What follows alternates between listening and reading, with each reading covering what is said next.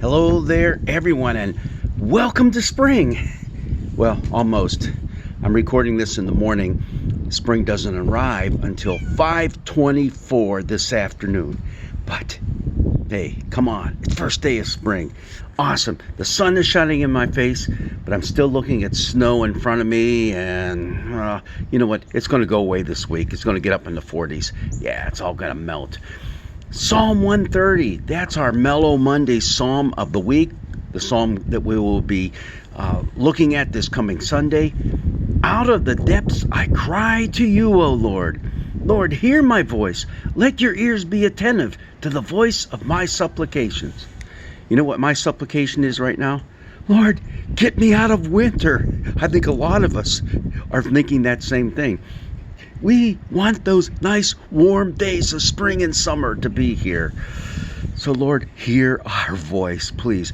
Psalm 130, it's one of a grouping of 15 psalms that have the superscription, a psalm of ascent. And for the most part, that's the only thing that keeps them all together as a group. Because there's all kind of different types of psalms within those 15 psalms.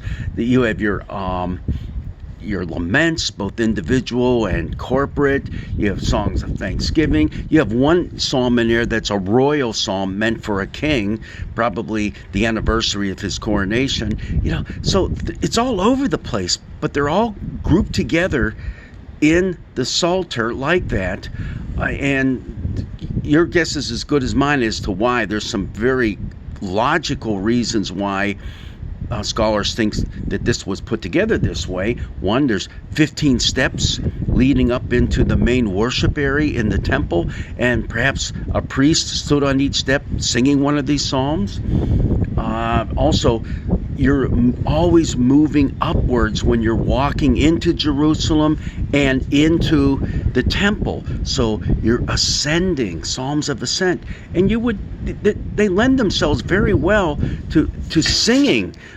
There will be a priest that sings a line, and then you sing a couple of lines and things like that. All kind of things like that.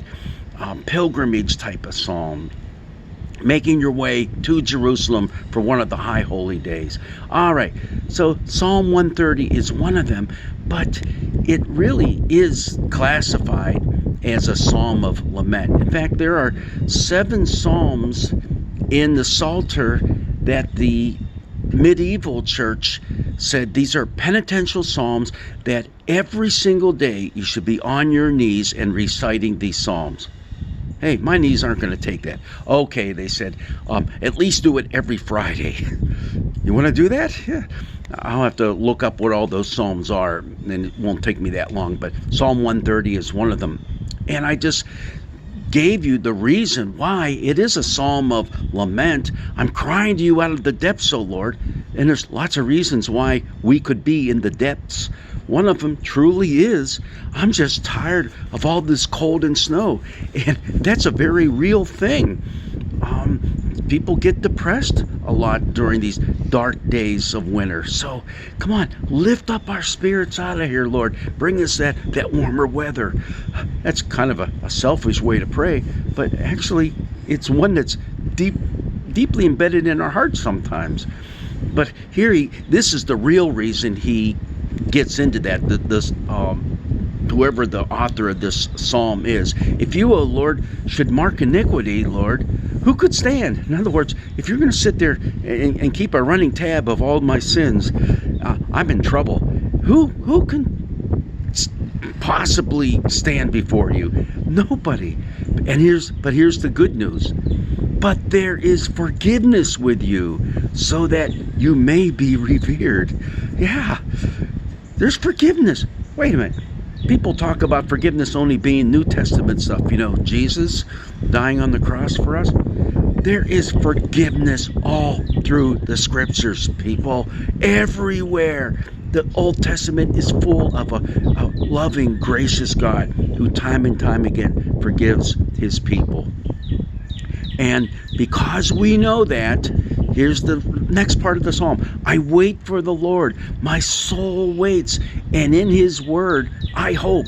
That the words for wait and hope, intertwined. There are different words for wait that mean both wait and hope. And it's an active thing as well as a sitting back and literally waiting for God to do something, but also we are doing things at the same time in order to anticipate that help coming. My soul waits for the Lord more than those who watch for the morning. Talking about the soldiers up on the towers looking out into the plains beyond the city gates and the city walls, looking for the enemy coming, and you're hoping that nothing happens during the night, and once the daylight comes, you know you're pretty safe from that point on.